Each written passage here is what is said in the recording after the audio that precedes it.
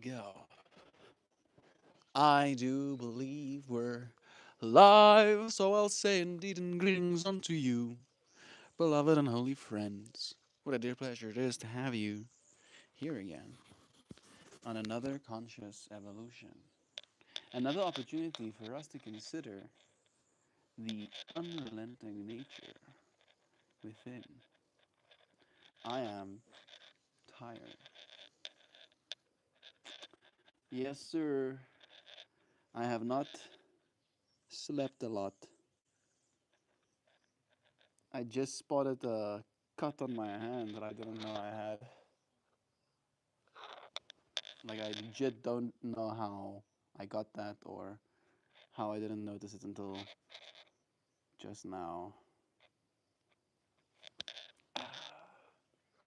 You know, the best part is, I didn't even drink anything yesterday. But I still feel like I am carrying some of the experience that ensues afterwards.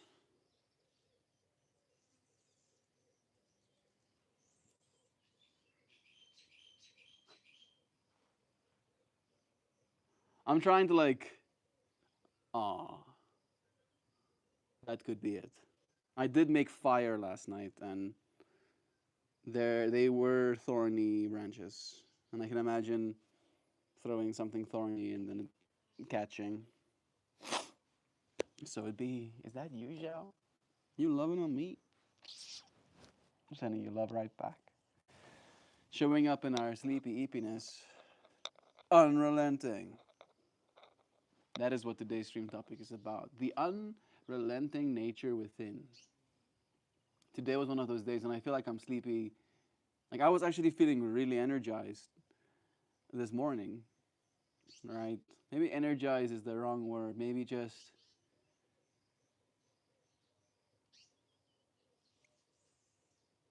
ready for the day. And then it was a 4 hour drive, and I was the one driving. And it ended up being very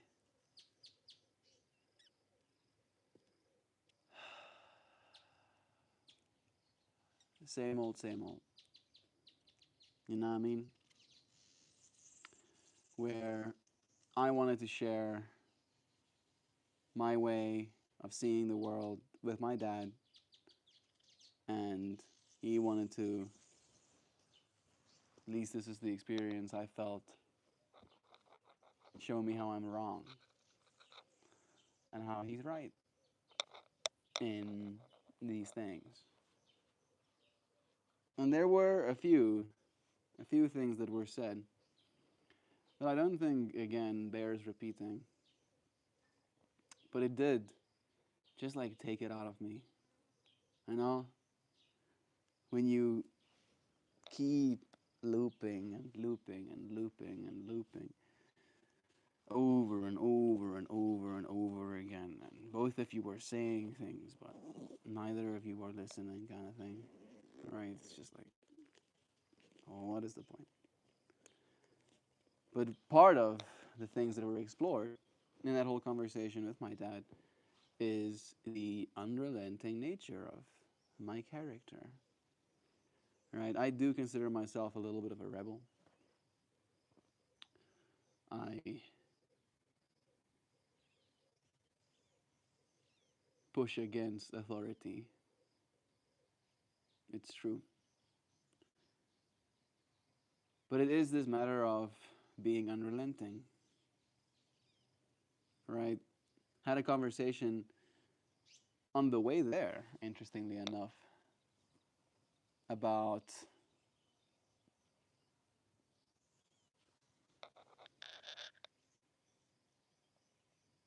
how if people keep finding themselves in a position, keep showing up from the perspective of obedience or conformity or acceptance of how things are, the status quo, right? It just continues. There ends up not being any development in that aspect of reality for us, right? And then when rebels enter our world, and they shake things up and they break some things, maybe kick things over. Suddenly, we're left with new pieces. We discover there's something in the big pot. We realize that there might be a different way of doing things. And then we change accordingly. We grow. We expand our horizons as a species about what it is we consider valuable. And I've just not been feeling very valued. I did feel pretty valued by Luke this weekend. Luke was really kind. I helped where I could, and the amount of appreciation he showed, I knew for a fact that he was grateful.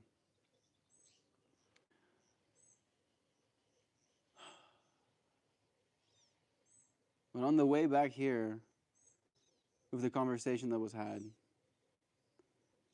it just comes back to this feeling of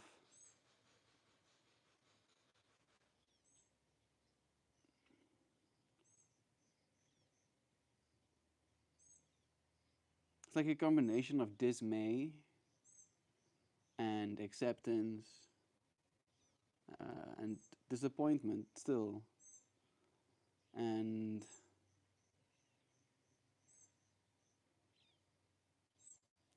I want to say the word disheveled, all right?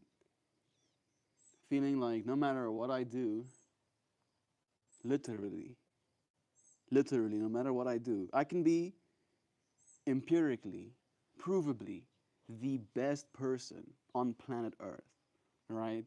One massive consensus can be taken.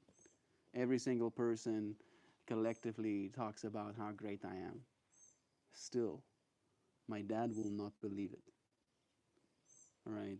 Because I am filling my head with all of those other stuff.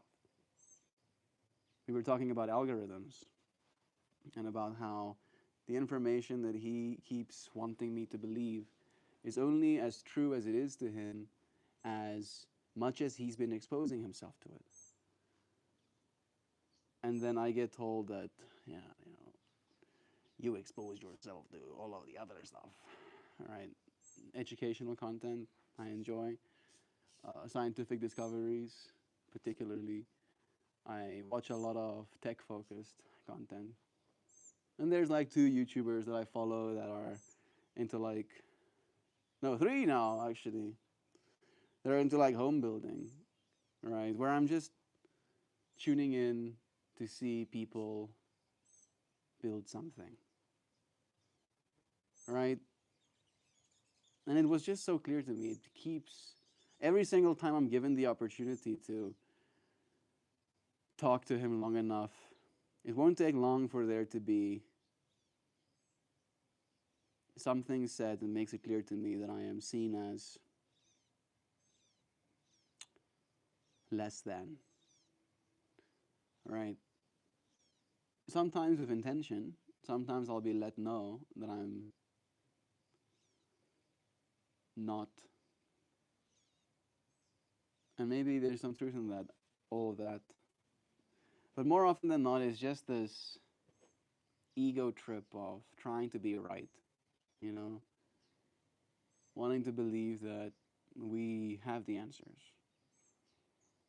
That all of the other billions of people that don't believe the same thing we believe are, in fact, just wrong. Actually, they're just super wrong mode 5000.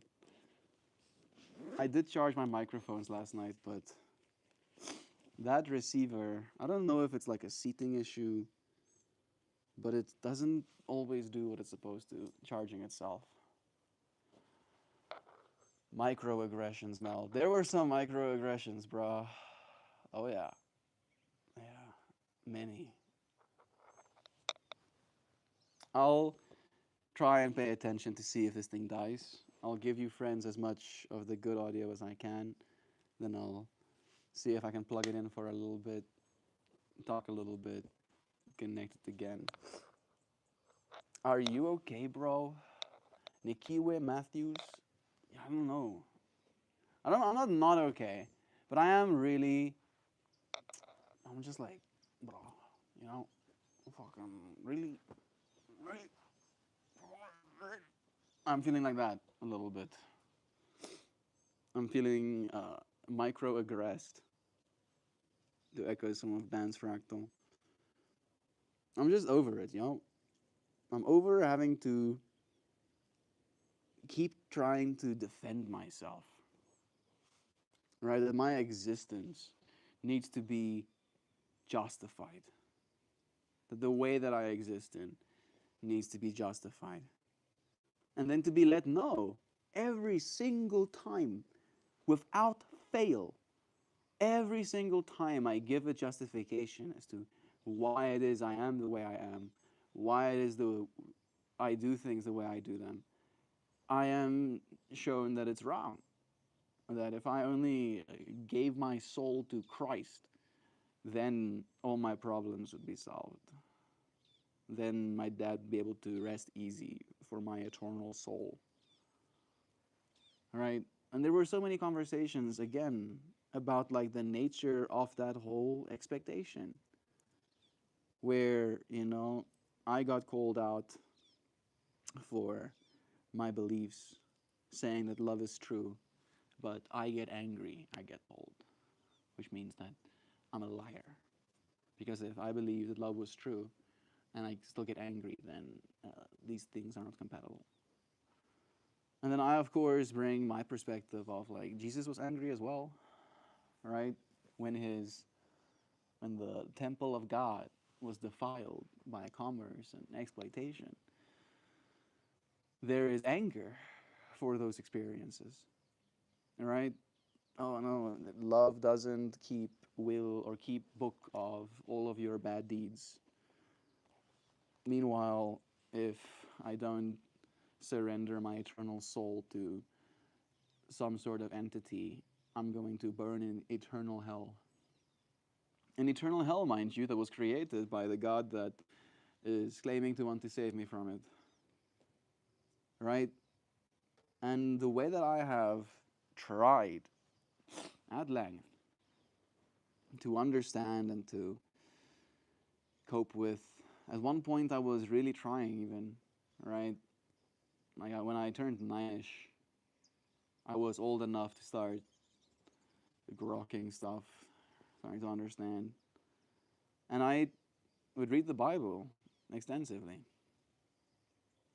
And there was this one book in the Bible, I'm not sure which one it that was describing this revelation, if you will, to people in fire that was hanging above their heads.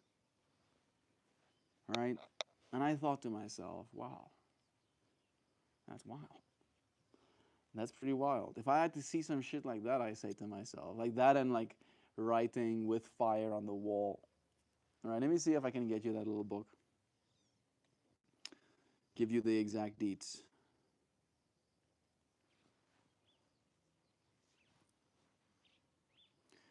What's that part of the Bible where people had flames hovering above their heads and God wrote something in fire on the wall? Very famous but separate supernatural events in the Bible. One happens in the New Testament and the other the Old Testament. Oh, okay. Flames above the heads. The day of the Pentecost. It's a New Testament. Acts 2, verse 1 to 4. The story is that after Jesus ascended to heaven, his followers were gathered in Jerusalem. And suddenly a sound like rushing wind filled the house, and tongues of fire appeared and rested on each of them. The result is that they were filled with the Holy Spirit and began speaking in different languages so that people from all over the world could understand them. It's interesting that I melted the writing of the wall together. I think I at that point had like a children's Bible, right? That would like, I guess, make a collection of all of these impactful stories. And I'm guessing At least this is the way I remember it. That fire above the head story and the writing on the wall story were like next to each other. And like when I read that as a child, I thought to myself, what is it that we're doing differently?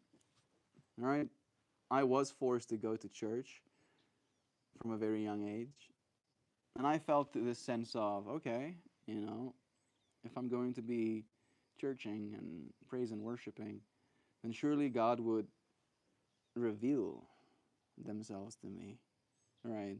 Surely God would let me see the flames above our heads. Surely God would rush the room with wind and fill our souls with the Holy Spirit. Surely. And I begged, I pleaded, I asked, I prayed, I hoped, I tried, tried so hard to have an experience like that. And the more I prayed and the more I tried, and the more nothing came of it, the more I guess, got trained, right, in so many words, that that's not something that I can rely on. It's not something that I can believe. It's not something that I can let guide my inner resilience, right? Because if I had to, I would have to be operating on faith alone. And some people do take great pride in operating on faith alone, but it doesn't work. Maybe this is my own judgment. Maybe you can tell me what you think, right? Why is it that kids get cancer and die, right? If not for the chaos of the universe, which I believe is the result of it, right? Like, we are everything. All of us collectively are literally everything, including a kid with cancer, right? That's the way I cope with these sometimes painful ideas in myself. And then I attach to that cope, love is true. That the reason I can think about that, the reason I can hold it and still be okay, is because love is true. And that kid also only wants love for the time that they're here for. And that love is capable of potentially saving that child as well. The love of his parents to try and help them, the love of the doctors from the child's perspective, and then the love as humanity for humanity to try and save one another. Right? And it has been this humbling and sometimes very painful lesson to learn that there's nobody coming to save us. Right? There's going to be no, I don't think at least. I'd love to be proven wrong. I love it. Please, aliens. I ask for them too. I also pray, please, aliens, if you got any advice, a little piece of technology, synthesizers, maybe like some really sophisticated sensors, like anything, please. Nothing. Right, nothing. Guess we'll have to do it ourselves. All right, then it has been like that my entire life. Every time I delegate, give away my resilience in hopes of it being met with something that's going to give me a second wind, right? I'll resiliently pray, and then my resilient prayer will be met with significance, spectacle, maybe a little bit, undeniable truth. I think that's the big one. That was what I wanted to see. It will provide me undeniable truth that this thing I'm praying to is in fact real. And I am in fact not gaslighting myself. And it's made me a very I want to say practical, realistic person in some ways, unrealistic and impractical in others, but in the ways that matter, right? In the ways that if a kid has cancer, right, even though chemo is poison, if that's the only potential solution, that could be a way for that kid to potentially have a longer life, right? It makes me it makes me question everything. Everything makes me question everything else. It just does not seem to relent, and I have to echo that sentiment. Oh yeah? Oh yeah, reality? You won't relent? I won't relent either. I won't relent harder, faster even, smoother, with more style. I won't relent. With my own flavor. And again, maybe you can tell me if you agree with that, right? Like I feel that's the only thing that I have left. That I submit. I will not bend my own morals or values. I will not let people say things about me right in front of me. And maybe I should sometimes. Right? Like maybe that could be the other side of the unrelenting. That it could also be something that makes others uncomfortable. It can feel Sammy like you shouldn't change the way you are to make other people comfortable.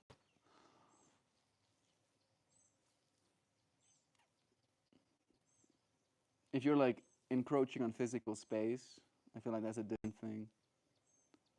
But when it comes to opinions, right? Even if, like for example, let's say I did verbatim do everything that my dad wanted me to do, took the exact steps he wanted me to take.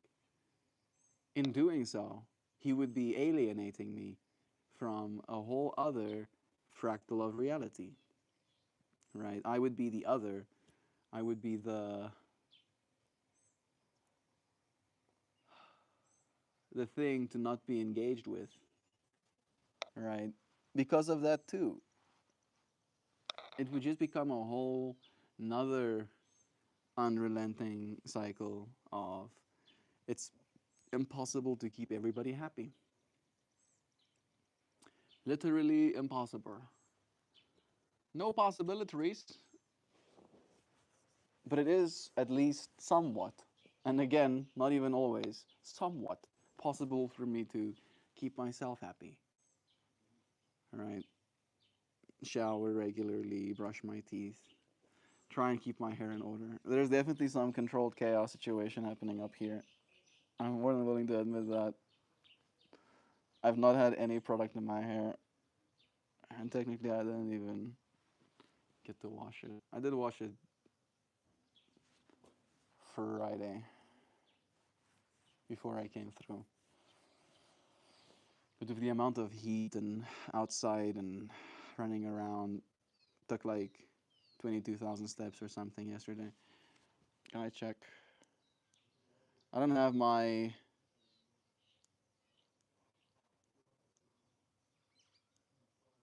Nope. Man. My secondary device that this thing used to connect to download the data is not on me. But I am pretty sure it was like 22,000 steps. It does take it out of you a little bit, and I am feeling it today. We were up at 4:44 a.m. yesterday to go and fish. Then we fished unsuccessfully up until like 7 a.m.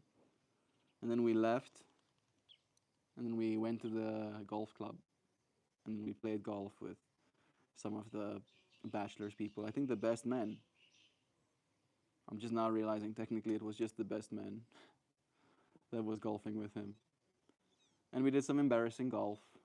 We did this like wheel spin that had a bunch of different options. One of them was like a mini putter. One of them was a short golf stick. One of them was being blindfolded.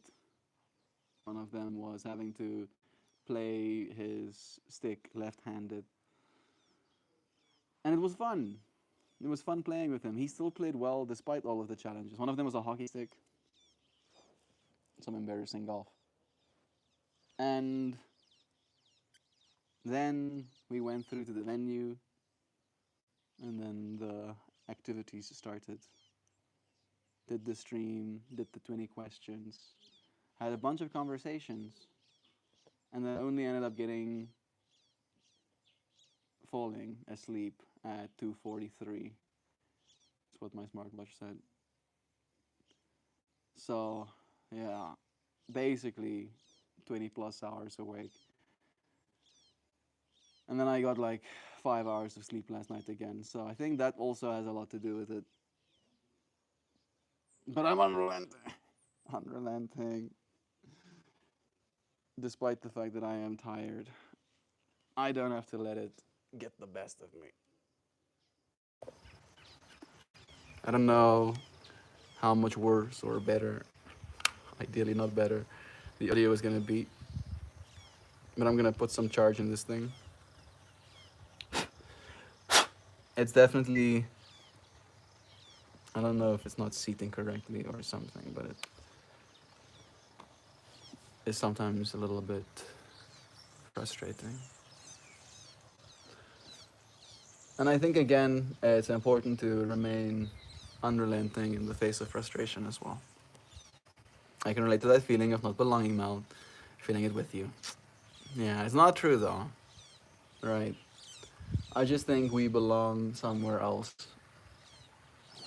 If you feel like you don't belong, might be because you're in the wrong place. And I feel like that could also be taken with a sense of dismay where I don't want to leave Melt, or I don't have the finances to leave, or I don't know where to go, or where do I even start? I don't want you to be feeling like there has to be something different. Just remain unrelenting. Don't relent. Don't just go limp, fall on the ground, get trampled. No, please. For all that is holy and good in the world, please don't do that. Does ChargePort have shit in it? Is the plug-in thingy secured in the socket? Have you called it? It's a bunch of pins, Sam. It's charging now, but it's supposed to charge when it's in the case. Like that's, it's like you put your earpods in the case, and then it's supposed to charge, right? And that's what it's supposed to do. And then I put it in the case, and I put the case on charge, and then I wake up or find in the stream, like we have right now, that it just kind of didn't do that. It like thought about it, about Burby thinks I'm funny. It thought about charging, and then it thought actually nah. How about I don't? Jesus flipped the table. I told that, said that. I was like, yo, anger I don't think is something evil. There's nothing evil about anger. There can be something evil about in your anger murdering a person, right? Possible as well. But there is such a thing as righteous anger. And I do get righteously angry, I'll tell you. If I feel something's wrong, you'll know about it. Yeah, I'll be unrelenting. You'll fucking know about it, I promise you. But it is a matter of, like, is that helping? It feels like an act of self-love. I have to stand up for myself because if I don't, who's going to? Right? I won't let you actively tell me lies about myself right in front of my face. Okay. I had like a whole moment where I recanted the whole conversation, and I'm gonna breathe instead. Don't anymore, Mel. My parents judged the shit out of me for past angry outbursts towards them. I know that I failed, but was set up for failure by them. Yeah, Dan. Yeah. That's the whole conversation that I recanted.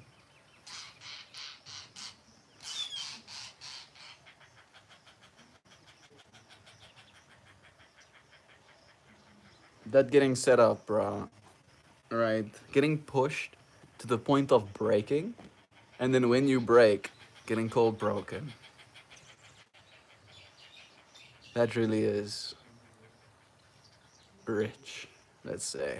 That's fucking rich. Oh. I don't try to justify myself to them, and even when I do something objective, even when I do something objectively wrong. Yeah, I got a fine today.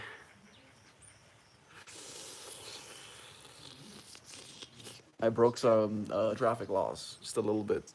Just a little bit of traffic law breaking, or road laws, just a wee bitty, right? So imagine, here goes road, and then it widens out, and then there is a path that goes all the way through, and you can see the road stretch out ahead of you.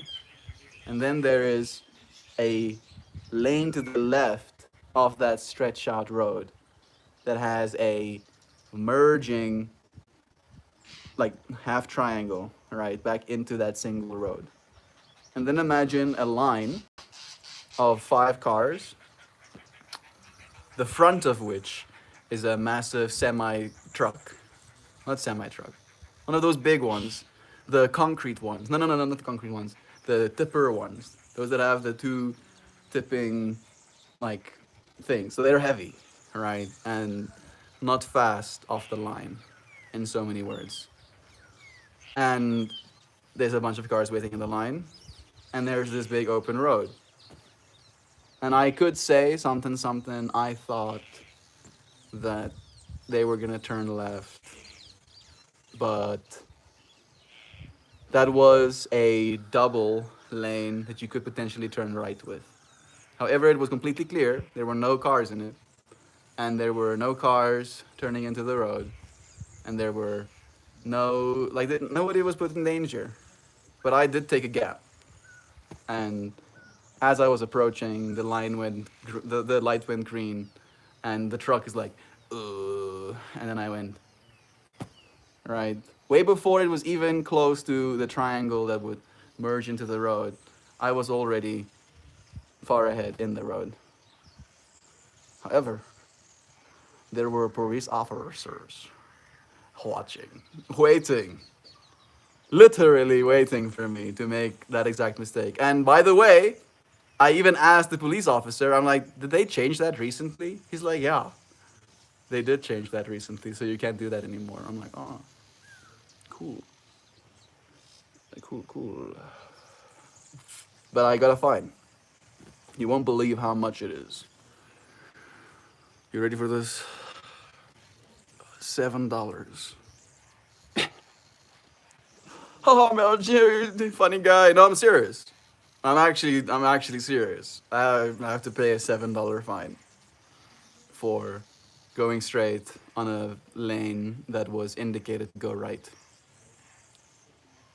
And again, it creates this whole experience of, like, measuring, unrelenting. Yeah, because in one way, I breaking the law, and getting caught, and on the other side, $7. And then it's like I'm getting trained. I'm getting trained, right? It's like I can save potentially seconds of my life for the potential of every now and then paying a $7 fine. And like some of you friends have probably heard the whole thing of, like, the rules are only there for the poor. That if you're rich enough, you don't have to follow the rules. If you're rich enough, you can drive how you want to drive, or park how you want to park. And like there are scaling fines, I think, in some countries. So you get fined proportionately with how much your income is or how much money you have. But the whole $7, or I'm like, really? You wasted my time pulling me over, asking for my license, writing down my details, getting me to sign for $7. So like like a really for a road that was recently changed as well, right? Like it makes absolutely no sense. They made that extra turn-in lane because it's a mall, so they want more people, I guess. Two lanes flowing into the mall instead of just one lane flowing into the mall. But like a road is straight going into a left lane, so I have to merge back into the right lane from one stop street, like straight lane, driving left to drive right again, to drive straight again. Like it's pissing me off just thinking about it.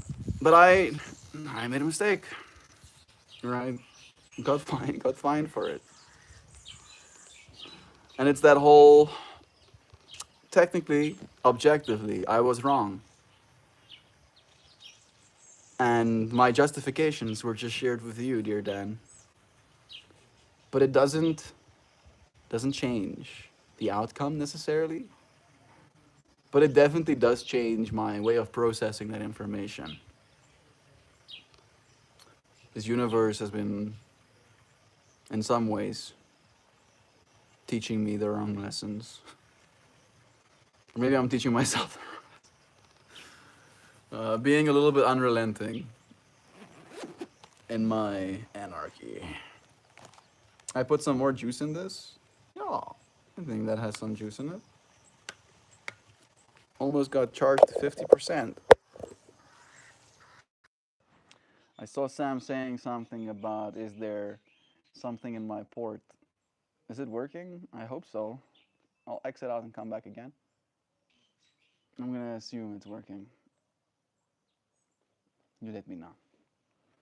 I do believe you that you are live, and so I'll say kind greetings. Kind greetings to you. That's nice, Loopy. Bless you, friend. Jesus cursed the fig tree in a moment of snicker bereft anger for not bearing fruit in the moment he and his buddies were walking past. Not only that, not only that, Sam, but it was out of season. It even says it was out of season. It was not the time for that poor fig tree to be bearing fruit. Still getting cursed though. Get get cursed, bro. Because I'm right. And like again, I've shared that story as well, Sam. And then he goes, "Yeah, but that's Jesus trying to teach you through analogy how if you're not bearing fruit uh, as a soul, the fruit of compassion and the fruit of love and patience, and if you're not bearing those fruits all the time, even during the hard times, even during the droughts of love and compassion, then you're gonna get Snickers bereft curse." And it's like, yeah, okay. How about no, thank you. You keep all of that for yourself. I'll have none. Thank you. I'll have I'll have some hippie instead. We are all one. I'll have some of that instead of whatever that was. Thank you. That was Jesus when got angry. Yeah, there are more things to be alarmed by than things to be harmed by, and as such, we suffer more in mind than we do in actuality. I do suffer. I do suffer, especially uh, untruths, right? If I've been, for instance, let me share it like this. If I've been doing like work and trying to, it's not something that I struggle with personally that much at least, but let's say I'm a very angry person by nature and I'm always getting into screaming fits.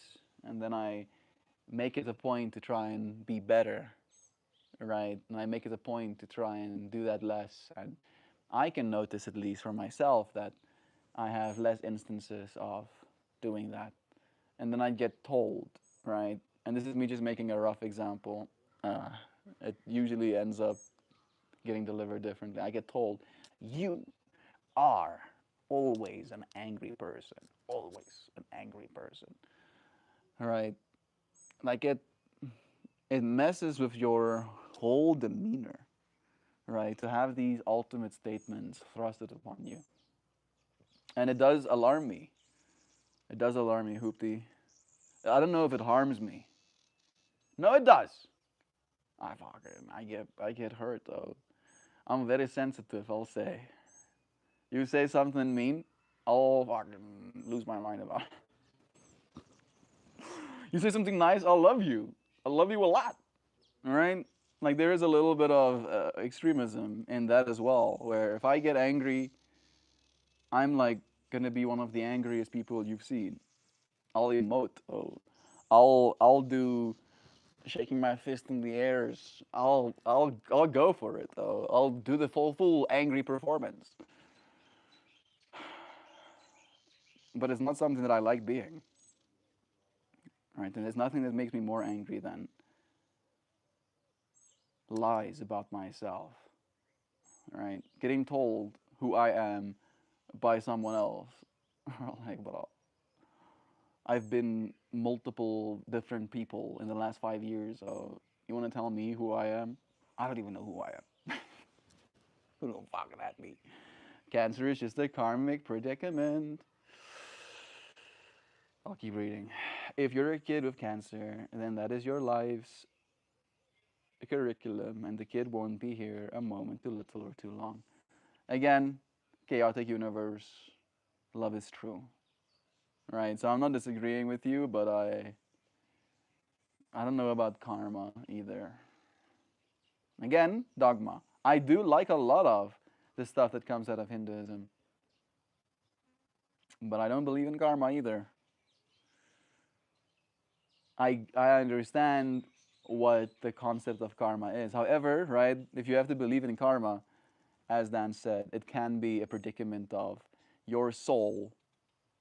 You lived a whole life before, and then your soul karma'd, and then you get reborn as a kid with cancer because of your karma. Like that, I don't believe in. I don't. I see it more as trajectory, right? Instead of karma, I see it as momentum and direction. Where if you're heading downwards in a spiral, you can find yourself somewhere downwards in the spiral. I believe you have the opportunity to spiral upwards, and maybe that is karma, right? Maybe I'm just framing it different in my own mind for it to make sense to me, but yeah, saying a kid got cancer because they deserved it. I mean, we're in a karmic predicament. Is like a little bit hard for me because again, if I then specialize as a doctor and I save this child from his cancer, am I then going against the will of his karmic predicament? Yes, you are. Good. Oh, fuck. I'll do it more. I'll unrelentingly go against the karmic predictions and predicaments. It is in the realm of possibility someone buys your debt. It's true. Imagining an extreme gives us some contrast that we can reflect up against. I believe this too. I don't have any debt. I'm very lucky to not have any debt. However, actually, I do now technically have debt. Right? I have to pay my fine. Is that a debt? A debt that I owe to the traffic police? I guess. All right, technically. And it is also technically potentially true that someone might buy it. There can be a company that reaches out to the traffic police and goes, "Hey, bro, I'll pay you 30% of the value of all of the fines you have right now." And then the traffic police is like, "Oh, wow, get big lump sum cash right now?" maybe these people won't pay me back and I can instead get big lump sum today. And then that company can potentially pursue the means of getting people to pay the full debt balance and then profit the difference. Debt. Yes. I I breathe for free. Wow, that was actually a really nice breath. Thank you, universe. The free breaths are the best. Morning, everyone. We overthinking today. Oh, you know it, Darren. Unrelentingly overthinking.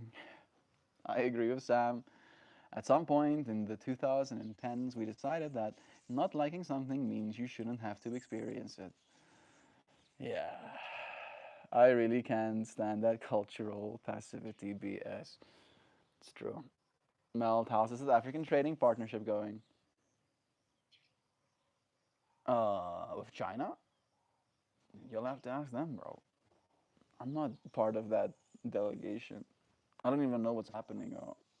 I am going to stop caring as much, I have found, about whatever is going on in politics because it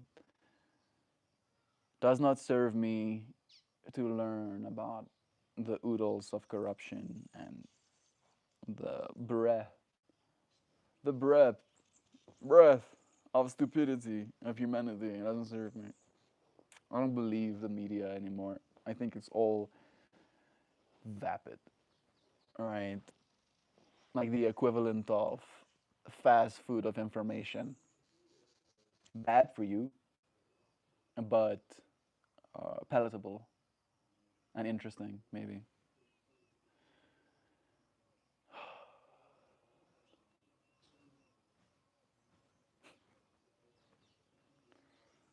There is only so much patience, I guess. All right, only so much patience. Have you had something, just a line? For instance, I was working on a software on the 6. Once I was complete, there were bugs out of my scope. Crazy, the fixes were just randomly posted hours earlier. They're a new program, I'm assuming so. I'm imagining that you found the fixes on some sort of forum or something. That is cool. I do like synchronicities like that. Automation programs and design, that's pretty cool. Hey Angelina, it's nice to have you here again too. Audio is fine, higher noise floor, but it's fine. Bless. Nice. I'm building a web app as we speak. Cool. I'm from a different planet. Judge me. Me too, bro. I'm a Palladian. Just to like lay it on thick. Probably a Palladian. You know, freaking stuck on Earth of all places. Imagine coming from Palladia, literally utopian society, right? All people are taken care of and valued greatly as members of their species. And then I died on Palladia and I get sent to Earth. I did come here to try to help, but holy shit, oh, I didn't realize how much help was needed. Please send more. Send more, please. We need help. Relent to what? Relent to nothing. Fuck. Relenting. Never. Never ever. I mean, sometimes. Sometimes relent. But actually, that's the point I'm making. I'm making that point. What point was that, Mel? That version of me. The part of me that never relents. And then there's a moment of realizing, okay, maybe I'll little relent. And then I little relent. And then I go right back to never, never relenting. Who is trampling MeltMore? Bro, let me get them. Nobody. Oh, never. I ain't getting trampled. I, I didn't even share this part of the story, but I almost got in a freaking fist fight last night. Almost. I did technically fake punch a guy for a second. He got a little bit of a startle. And I think him getting a startle embarrassed him. And then I got threatened. You know, oh, you can be so happy. You can be so happy you didn't actually just knock my teeth out. because I was getting my personal space invaded. All right, getting my scarf pulled on and having it wrapped around my neck and pulled on and getting choked out and having my rings taken from me, literally them drinking my drink. All right, I had my dad and my brother went to sleep, and I got myself this like these two little bottles of non-alcoholic drinks. All right, and I got myself the two because I didn't want to go back into the room and disturb them while they're trying to sleep. And then I'm sitting outside, and then when I check again next to me, the other drink I brought is being drank by this person. And I just have this sense of the unrelenting version of me is like, I kind of wanna fight. Kind of.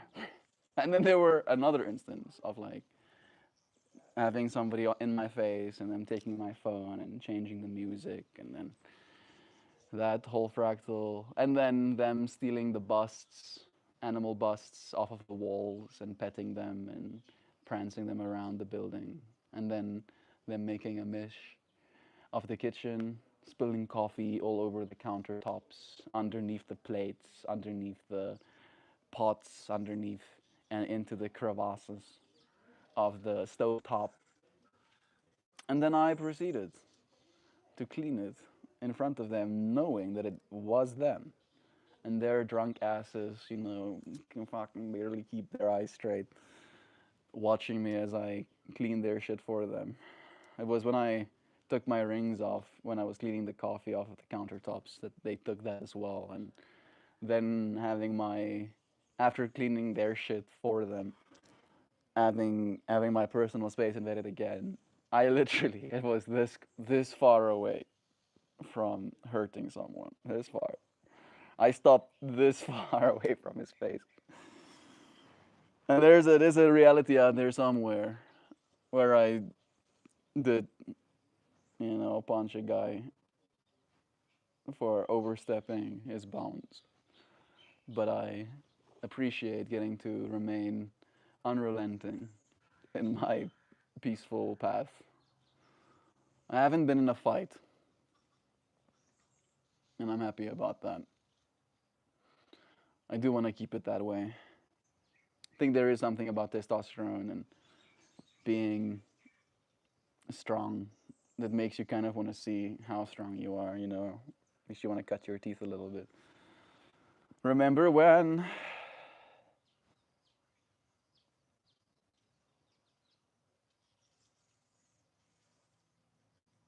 Okay. Remember when the cat ate a bird and you got no loss of focus? Or so you claim. You ended the stream right after. I don't know if I claimed I didn't lose focus. I literally cannot imagine myself saying that. I lose focus all the time, all the time. And seeing a Burby being caught by a cat will definitely distract me a little bit. Honestly curious what it means when saying a person is broken who isn't broken. Like it would be obvious, wouldn't it? I mean, again, judgment, bro. People judge accordingly, right? I am considered broken to many because I don't work the way they do, right? So in that way, broken is relative. That does go way deeper. That goes way deeper than I do, Dan. I use software to program. Is my messages not showing up comparatively? Wow, I am far behind. Like really far behind. Holy shiznit.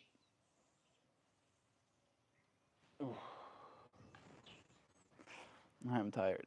I'm gonna get to these columns. I'm gonna see if I can get myself a second screen to make this a little bit easier for me. Sleep will come, Melt. There will be sleep. You'll get to sleep a full night again soon. Don't you worry. Are you South African? Ik is. Ik is een Zuid-Afrikaner. Is so. Mm-hmm. Oh, the web app. That goes deeper than I do. I use software to program actions to hardware. I also show how all of it will be done on paper using other software. That is pretty cool. Cool, Darren. Do you work with any Raspberry Pis? This app is an AI-powered journaling app. I'll share it here when completed. Love it, true. Melt will have none of what he says. Yeah. I'll have me know that I'll not be having any of that bullshit anymore. Yeah. I'm actually super chill. Mm. Actually, you know what? I'm like the most chill person ever. Just as says so. Must be true. That was another one of those bullshit. I do use programming controllers. I think I missed the previous one. Sam said, it's curious that you should say it like that, Hoops. The heart chakra is known as the unstruck bell, its natural state being one of unhurt. If you are unbroken, it's because you're doing it right. It's true. Hmm. Yeah. I do use programmable controllers similar to those, but they are industrial grade. That sounds helpful, Dan. Could add a separate page for random notes. I'm always writing notes. Nice. Darren sharing the fractal too.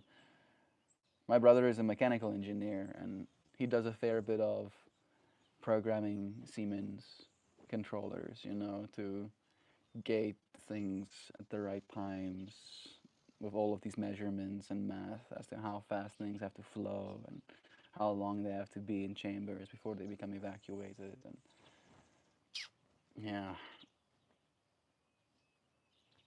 programming is so powerful.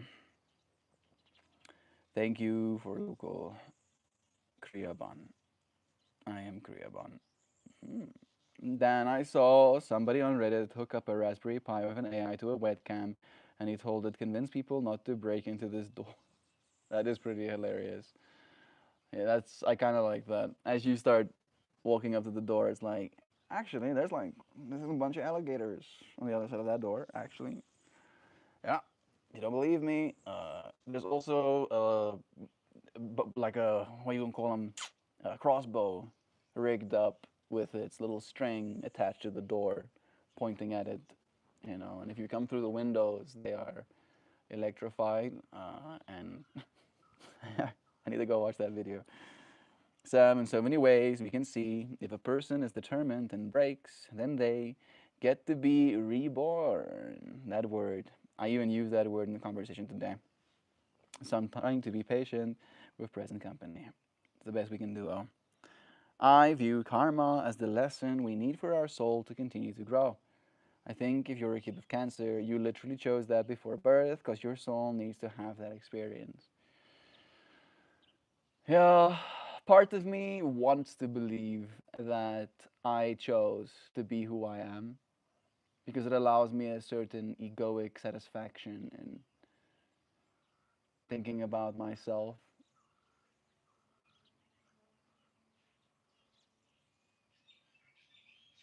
I remain open to more clarity.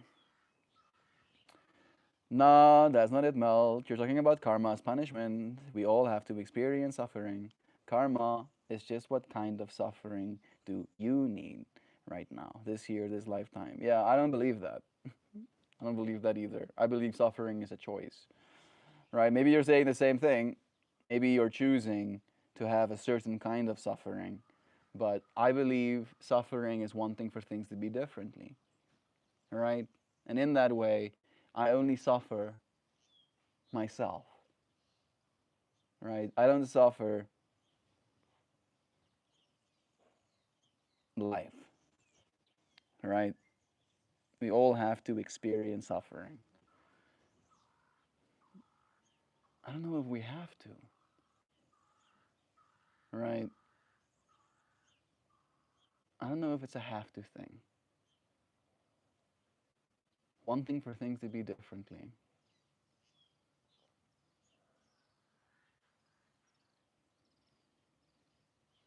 It's not far off though, right? Have to, I take issue with. think it's more a matter of happens to. We all happen to experience suffering, right? Because when we find ourselves as these egoic entities, egos can want for things, and then a want for things can be met with disappointment, and the disappointment of not getting the things you wanted can be met with suffering and wanting for it to be differently. Karma, we're saying, yeah.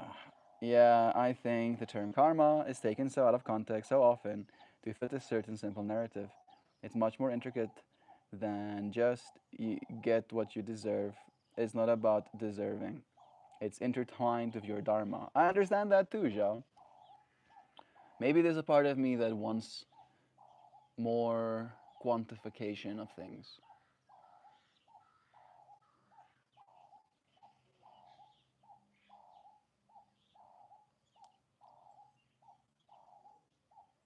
It's like I can mess with my karma and mess with my dharma as a person on a whim, right? I can go and ruin my life right now just because it's an option to me at all times. And in that way, it feels like it's more chaotic. It's so chaotic that something as eloquent as karma doesn't really compute to my brain for some reason. Spiritual cause and effect, Jovan, it just operates on such a grand scale. It's pretty much, there we go, yeah, yeah. It's pretty much impossible for us to understand fully, like most matters of the gods. Yes, Joe, 100%.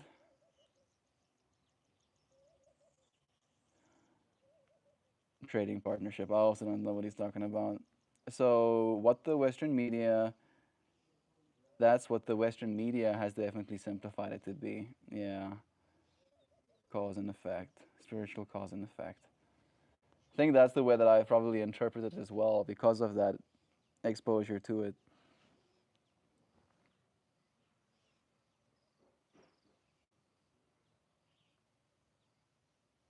I believe love is true. I think that's the thing for me, right? That is the truth.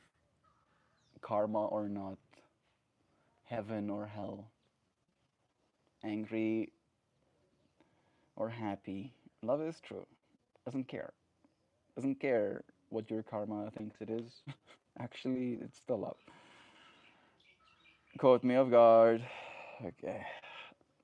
I'm gonna stop reading your messages if you're going to be derogatory a little bit, dear friend. She's not interested, Sam. This morning, my karma is getting rejected. Oh, okay. So what's up with her then?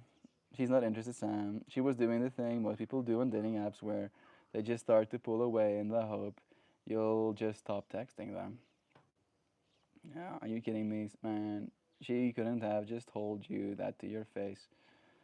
Yeah, no. People are very comfortable these days. All right.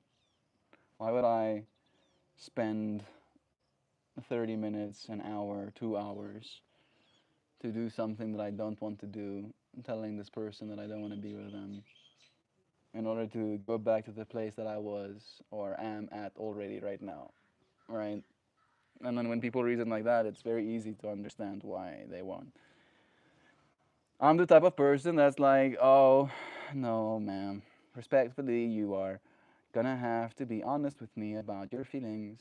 After talking for a month, I think I deserve that. A dignified rejection. Yeah, at the very least, right? Send me a voice note. Send me a 1 minute voice note. Tell me how it is. Maybe at the very least, I can grow from this experience, right? That I can agree with completely then. It's the least you can do.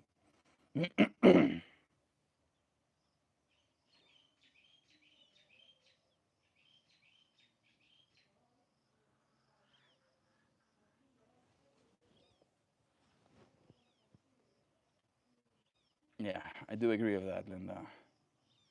Where are you? This looks so amazing to chill and relax.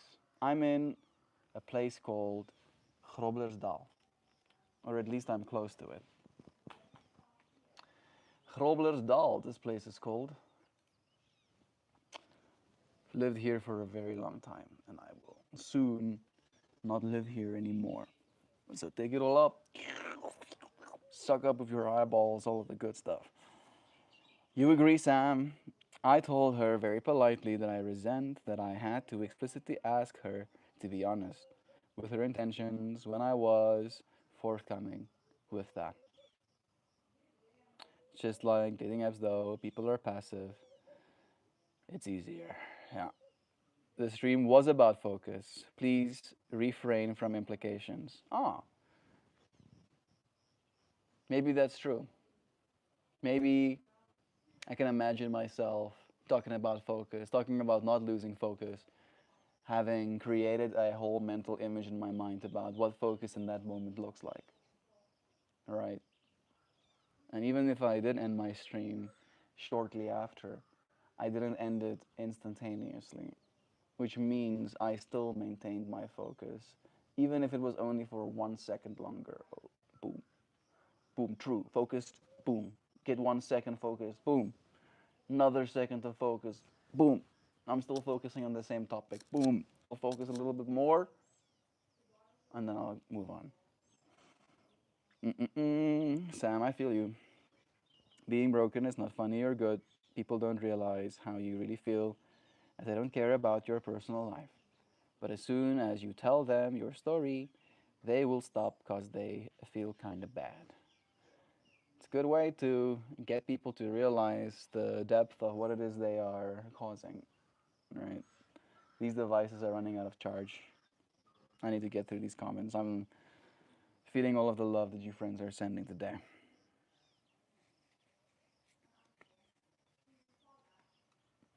Notes sound cool. I want to get the basic idea out, and I'd be hype if you guys try out and give me your feedback.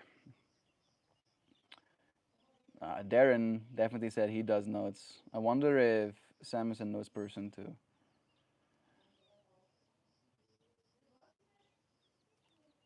Everyone, okay. Our journey through this life will take us many places, Linda, Angelina. I can't remember. And not all of them will understand our feelings, so that's why it's important to establish a chosen family.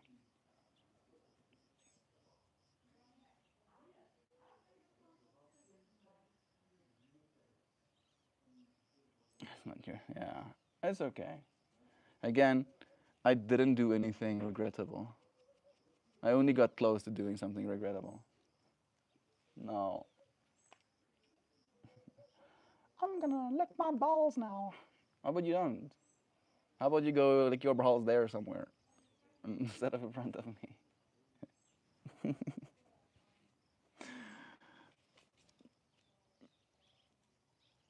Yeah, we need to get you another flea collar. Oh, you need to stay away from me actually while you're at it. Yes, just stay away, you insect. Carry. Yeah, suddenly my body starts itching as well, bro. Can you can you sit can you sit there for me? Thank you. Thank you. That's nice. Like I really dislike getting bit by insects. It's one of my least favorite experiences. Seconded, no, topped only by having pimples. Number one, least favorite experience, having pimples. Number two, getting bitten by insects. Number three, uh, I think it's like having teeth. You know, I don't mind having teeth, but I don't know if I like them. Like, there's nothing wrong with my teeth. I just don't like teeth themselves. All right. Not like if I see a person that has teeth, I'm like, oh, I hate that. More like, why? Why like the way we did? At least these days we're developing tech to regrow teeth. That's awesome. Stoked about that. However, small little stones in my mouth that protrude out of my skeleton. Why? But why? Why? Why teeth? The universe, like chaos and stuff, and eventually teeth were found valuable. So get wrecked, though. Get teeth. It depends on how large the population is where you live. Anything lower than 10k people, you need to stop, shop around in our towns. I'm not seeing the people you're replying to. I'm guessing you. There we go. Maybe now I am. Suffering is a side effect of hard work, not life. Hmm. Interesting. Suffering from life helps nobody. Agreed. If you aren't suffering, then you've become enlightened, and that's not likely for most of us this time around. So for me, the suffering is inherent. The suffering is a vehicle for growth. Definitely can be. This is true. I'm running out of batteries. Not just that, Mel. You can get what you don't want. Suffering. Yeah, also true. Get something that it's not what you want. Suffering. And your favorite one, get what you wanted, but oh shit, it exists in time, and therefore it will cease to exist. Suffering. It's inherent. I'm okay with it. Again, I don't know if that's true. I think I do kind of agree with you about the whole it's a means to growth. Because again, every time there is this experience of suffering, of wanting for things to be differently, you are capable of ceasing that suffering. Where if it was inherent, hey Google, define inherent. Existing in something as a permanent, essential, and characteristic attribute. The permanent thing is where I'm not in agreement because it's not permanent, right? It's not. It ebbs and flows. It's not essential, right? I don't believe I can have a beautiful experience without having to suffer things, right? If I had food to eat and a place to sleep and the weather was,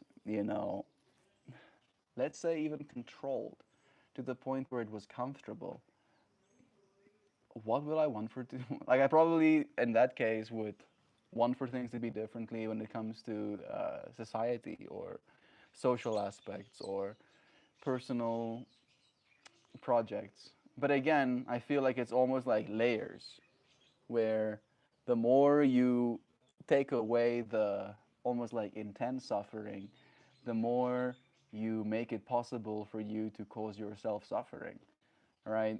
And I don't see it as inherent or essential, but I do see it as something for you to overcome. Something inherent is built in and cannot be separated from the object or the concept. Yeah, I gotta go. Bye. See ya. Cheers, friend. It was nice having you. Speaking of small towns, everybody here is South African? No. Most of the friends here are from other places, I believe. America for a lot of them. Oh, it's so much worse than that. Commuting 2 hours to reject someone. Most people won't even send a text message rejecting you. Most people just outright ghost you. It's true.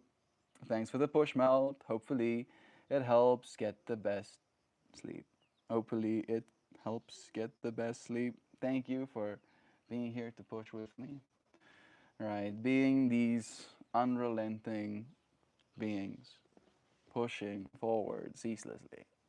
If I see a friend stumble and I'm able to help, I will help you. You don't need to imagine that help because I'll be there. Moving on from focus doesn't seem wise.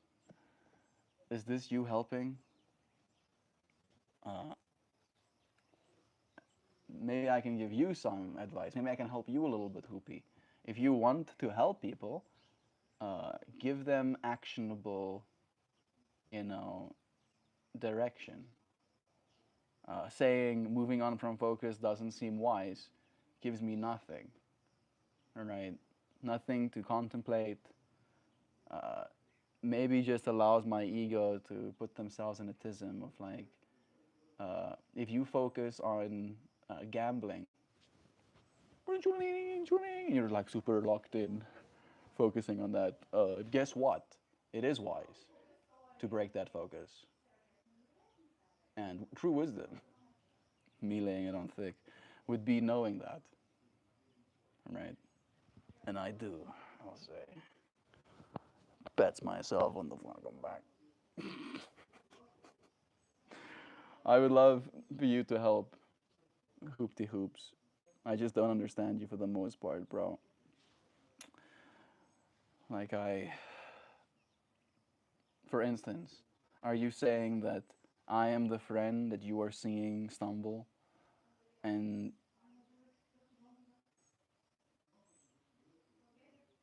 are you helping? Are you able to help right now? Maybe that's the fractal. Maybe you have to be in person to be able to help or something. Which I get as well. It's not always easy. But swords are built thin. Yeah. Like I do want to read your comments, bro, but nonsensical fractals. Yeah. The fact that you need the place to sleep, the food, etc., speaks to the fact that you have needs or attachments. You cannot avoid suffering if you have attachments. Uh,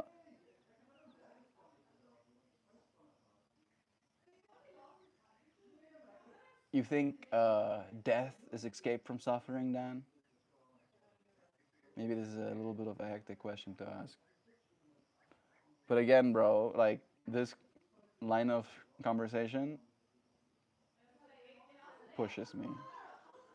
The part of me that's unrelenting will refuse, but yeah, if life is suffering, I'd rather not, right? So I don't believe it is. It's a personal journey, I'll say. Language is interesting. Oh, yeah. When we say is, we really just, we're really just explaining as an individual that we've come to understand it to be. Life isn't suffering, but suffering is in life. There we go. Yeah, there we go. That I can believe as well, right? The same way that flowers and kittens and little baby dogs and the love of your life and your cousin and that nice shiny rock as you like and etc. etc. Right? I could literally go forever. I could keep going and I'd never run out of things that there also is other than suffering. And that's the way I frame my whole existence. It's like, yaha, suffering. But suffering is a infinitesimally small fraction of existence, right? And more often than not, it's my fault.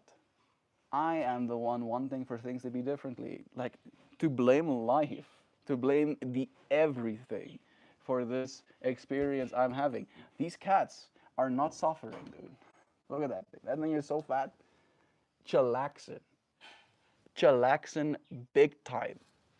All right? Just having a good time. You think they're suffering? You think they're like, yo, life is suffering. Oh, I hate being a fluffy little forever fed creature that just gets to sleep 18 hours a day. Her suffering. No, they're not suffering. Clearly, they're not suffering. They're having the time of their lives, right? Maybe if they get rained on, there could be a momentary suffer of like, oh, I don't want to be wet.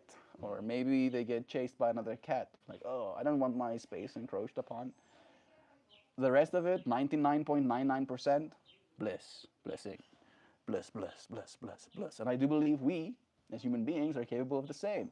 And I believe, because of our ability to intellectualize, convincing ourselves that life is suffering makes it so. Makes it okay for you to suffer, right? Life is suffering, so I'm gonna suffer. Might as well suffer a little bit. Just a little bit of suffers.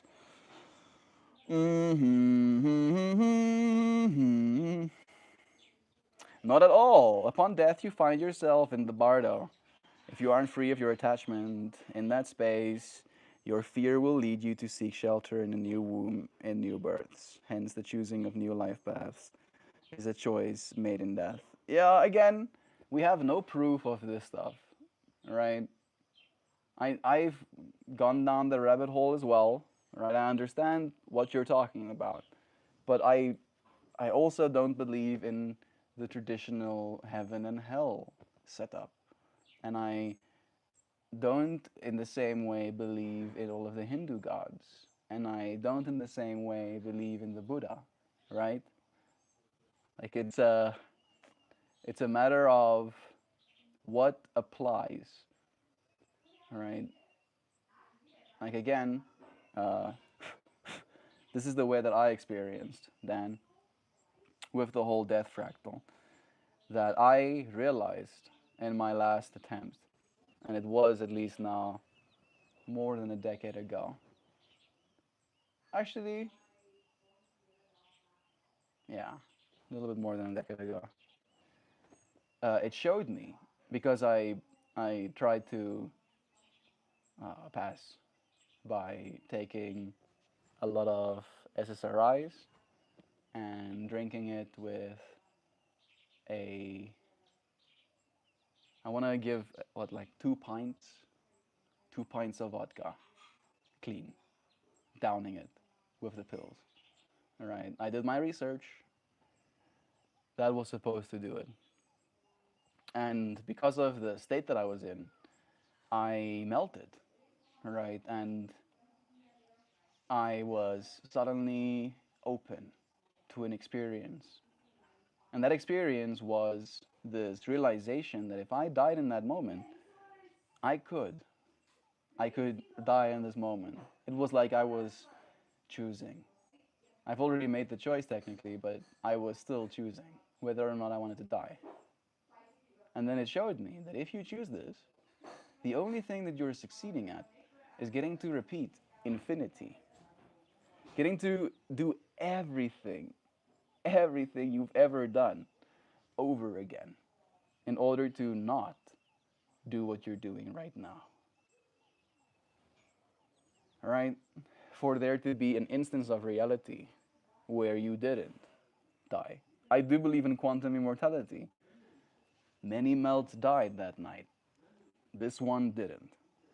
Fortunately, I got sick, and the next morning I saw all of the tablets next to me.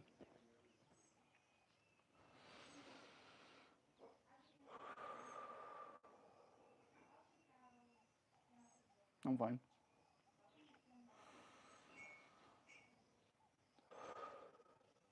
Stay unrelenting.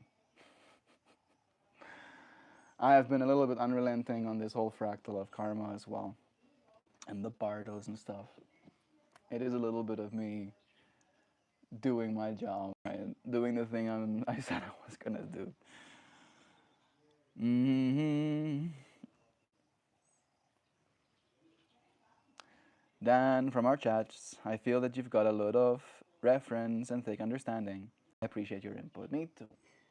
But you know me, Darren, and then that I am always willing to explore, you know, push back a little bit, share my opinions, and it's never from a perspective of trying to make less what it is you believe, but always from a perspective of seeing what we believe, right? Exploring with more depth. Your cat literally is in perma survival mode. They constantly scan their environment for potential threats, cause why? They are attached to their physical bodies, and that forms their entire consciousness. Yeah, I don't know how that's suffering. Doesn't seem like suffering to me, bruh. Why don't they throw themselves off buildings? hmm Humans do that all the time. Cats don't do that. Why?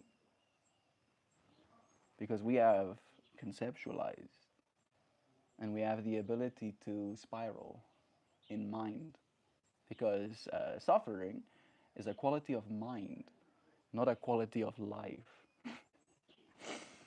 All right, and they have less mind in those little brains of them's, so they don't suffer the way we do. I look forward to decoding tooth and streams. I imagine one of a mysterious cave. Yeah, pretty much. That's pretty much Hoopy. It frustrates me. a lot. I like understanding what's going on, and I value you friends a lot, and I value what you're saying. So when I read something that literally makes no sense whatsoever, it feels like I just it's like talking in tongues kind of thing. Shabach minela mas waria mas kamaninos yochmayada machniminis bolamoramarama. It's just like I can do that.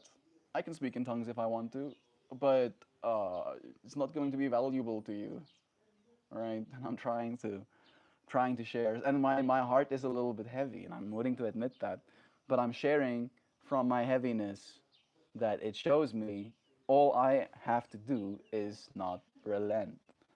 Don't give up. Be heavy. Be heavy. Be sad. Be angry. Just don't relent. Don't let it make you give up. No givey uppies. Nope. I look forward to live again. I feel like there is a debate energy here, but I'm leaning towards conversation. I've done research and I am nowhere near understanding fully, so I have curiosity and can make little judgment. I'm not trying to make any judgments either, and I'm not trying to argue. It might come across that way a little bit. I'm just sharing. Again, I am very anti religious, like really anti dogma, to the point where if I hear dogmatic words, even, right? Like hearing the word karma and hearing the word bardo, both of those words instantly attached my information systems to a whole dogma, right? And technically, hey Google, is the concept of the bardo and karma dogmatic?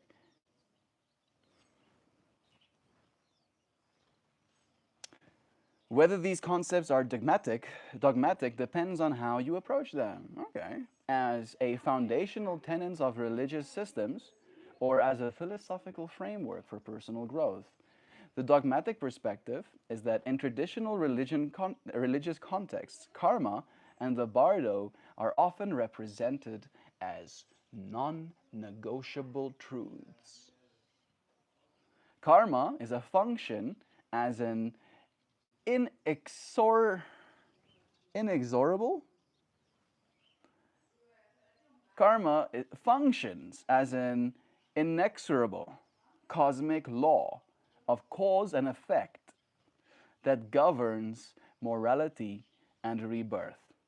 And the bardo, particularly in Tibetan Buddhism, is the stages of the afterlife as described with specific the stages of the afterlife as described with specific literal detail in texts like the Bardo Thoral, the Tibetan Book of the Dead. And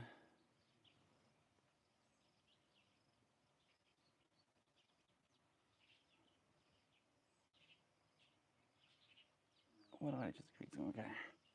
The philosophical perspective is that many modern practitioners and scholars view them as psychological tools, and I can get behind that, rather than rigid dogmas. In pragmatism, the Buddha famously encouraged his followers to test teachings against their own experience, rather than accepting them on blind faith. I love how I started this stream talking about exactly that I don't have faith. Well, at the very least, blind faith. I just don't have that. I think there were, again, something in me didn't allow that. I tried to have faith, and I had faith until I realized that it wasn't working. Right? And I had to test the teachings of karma, of sin, and like going to hell if I don't follow this set of rules. I had to test that against my own experience, and I found them lacking.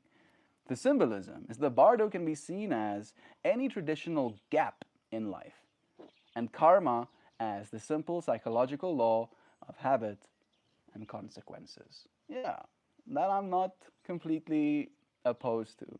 But to say that it's going to be infinity, right? That is not something that I can escape the cause of, that I have to now suffer the consequences of my previous karmas, right? I just don't know if I can get behind those ideas. Hey, Evies. Evie, Evie. Sweetie, sweetie. You sit on my lap. It is kind of hot, but it's not so hot that I won't be able to bear it. You comfy now? Some comfy, Evies. Yeah. Yeah, this is comfy. She doesn't look like she's suffering to me. Hmm? You suffering, Eva? Hmm? Are you doing a suffer? You don't look like you suffer to me. Hmm. Y'all and your karma. Karma. Is it karma? Karma. En mä sanon, että se karma. Vilket te veel karma. At my fault. I'm not meaning to be a debate lord. I'm hearing your counters melt, and I like offering you a counter. No hard feelings. I hope you know that I haven't been taking any hard feelings. I worry sometimes that you friends will see me pushing back and take that as an affront or as me being mean or something. And that's the thing that I'm scared of, if anything. You know, I just don't want you friends to think that I'm trying to be hurtful, because that's not my intention. I'm trying to help. I'm trying to give myself the fuel that will help me not relent. Oh, let's see. Let's see. I want to continue. See that, Mel? You're attached to anti-religious sentiments. So when I say, Bardo, suffering, it wasn't me suffering. I didn't want for it to be differently. I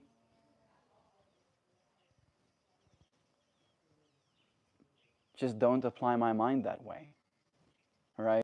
Because again, for some people, that is the way they apply themselves, right? And I'm not gonna suffer them thinking that way. I'm not gonna be like, oh, if only they thought the way I did, then things would be better. I just don't think that way myself, right? It's like I see religion as this collective of human knowledge, right? And I need to grow. Having had the help and realize that the story isn't over, right? The process is still continuing. It'll keep going. This one was meant as a joke. Yeah. But I still felt it gave me the chance to share. Like, it did make me think. It was like, am I suffering the bardo when he says bardo? And I was like, no, I didn't want him not to say the word bardo, and I didn't want you not to say the word karma, right? That wasn't my incentive. It was more after it said, right, I countered, right, with what I believe to be true about my existence, about the trajectory that it takes, right? Maybe I have good karma. That's the other thing, right? Does believing in karma help me? Right? Part of me feels believing in karma would do the opposite in some ways. Because now suddenly I'm not just doing something for the sake of being nice. I'm doing something for the sake of getting better karma so that I can incarnate into a better existence. Right? You see what I mean? It's just like it's too hairy for me. It's too hairy. Yeah, your karma's with the hard R. Mel, someday I want to have this convo IRL. When you're stateside, it's a good one, but I can go on endlessly. I'd love to, bro. I have conversations like this regularly. I'd love to be present for it, Dan. The irony is relentless, unrelenting. Yeah, it is a little bit like that. All right, for what it's worth, Dan, my dad also tried to get me to become religious. He really tried. He's still trying. I'm turning 28 soon. He's trying. He keeps praying for me over and over again.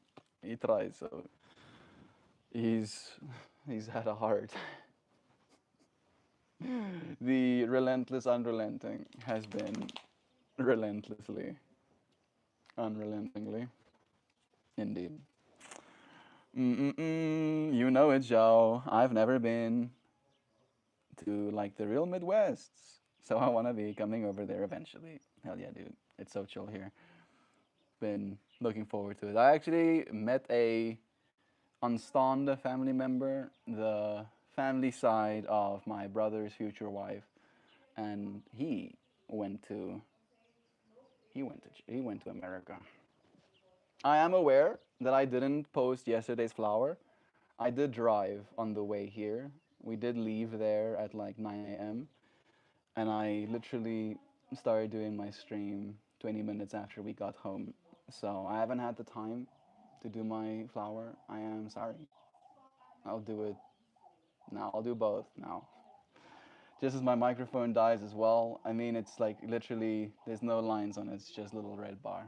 To be clear, I'm not religious. I just think the teachings of Buddhism, Taoism, and Hinduism reconcile with the revelations of quantum physics. I agree, actually. Like, I am more into Hinduism. If I had to like stack those up, it would be Hinduism, Taoism, Buddhism, right? And like one of my favorite Buddhist teachings that I do actually apply or take is the no self, right? I do like that with like no self, and I again, there is so much room, there is so much depth, there is so much breadth of like the human experience caught in religious texts, and it is human experience. But I have realized I am having the same experience, right? The same kinds of experiences that prompt a person to start writing religious texts, I am having day after day after day, right? So I can read said religious texts about these kinds of experiences, or I can have these kinds of experiences. And I know they're not mutually exclusive, Mel. I know, but I am obsessed when I start dedicating myself to something. To the point where if I poured myself into religion, that would become the only thing that I give my attention to. And it wouldn't, I think, at the very least, make my life better. Right? It's not supposed to make your life better.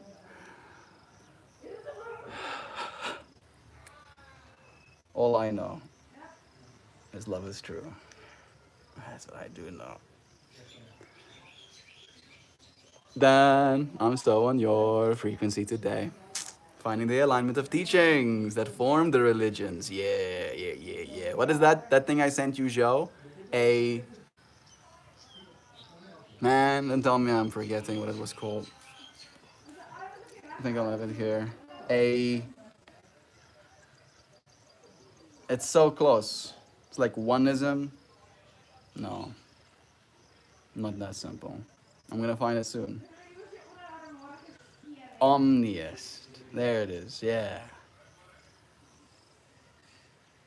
That's the little profile. And you can see there's the cross, and there's the Om, and there's the, yin and yang and the tree of life symbol. And this is definitely AI art, I'm sure, but it still tries to get the idea across, and it goes Omniist, a person who does not claim any one religion, practice, or belief, but finds truth in them all. That is what I consider myself, an omniist, if anything. I do find some truths in these things, but not all of it is true. And I don't know all of it either, so there's a double whammy there. Hell yes, yo, I'm gonna come out there. We're gonna watch Interstellar and then deep dive this convo. That would be fun, actually. Did Mel just quietly admit to being self-obsessed? Uh, have you ever seen a single person that isn't? All right. If you have ever eaten food, all right, self-obsessed.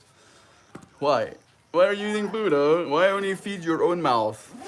Why not feed all of the other hungry mouths around you, you self-obsessed person? Like, no, the self is the only thing, technically, right? No self. That's the only thing. that there is so little of what you think you are that there is something almost beneath it or above it, if you want to be so inclined, right? The ultimate self that exists beyond self-obsession. That to that to me is spiritual pursuit. We build spiritual skill with experience along the way. It's true. My favorite YouTuber. Thank you, friend. Love is true. All right, I'm gonna say goodbye now. Thank you for joining me. I'll see you friends again soon. Cheers, everybody. Love to you.